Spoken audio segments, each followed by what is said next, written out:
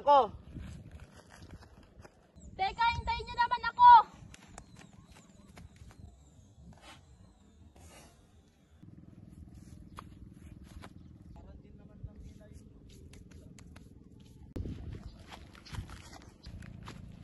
Yan kasi hindi ka nag-iingat.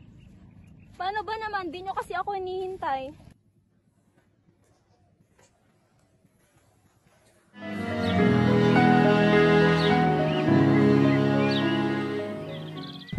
Halina muna kayo, magpahinga muna tayo.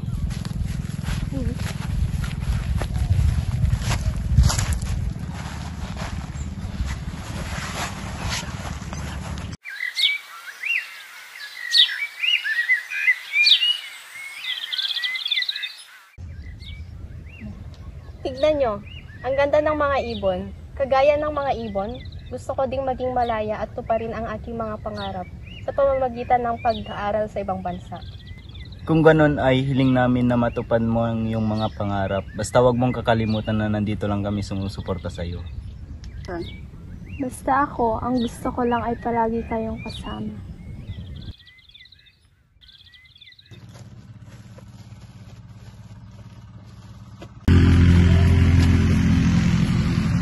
Mano po?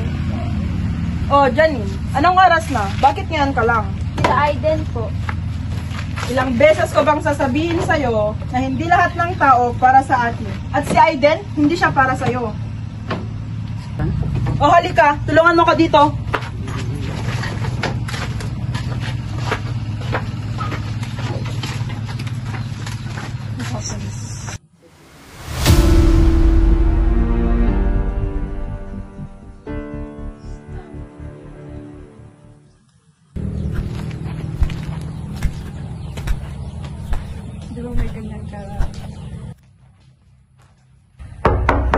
Tao po!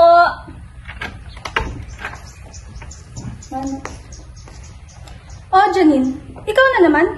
Hindi ka ba nauubusan ng rason para pumunta dito? Bibigay ko lang po sana tong dokumento na pinabibigay ni Mama. Ah, ikaw pala, Iha. Halika, pumasok ka.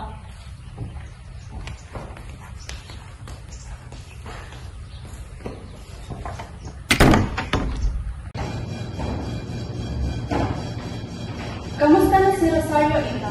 Maayos naman po. Mabuti naman. Alam mo ba, Clara, na mabait na bata yan si Janine? Mabuti o. Pero tandaan mo, hindi siya nabibilang sa atin.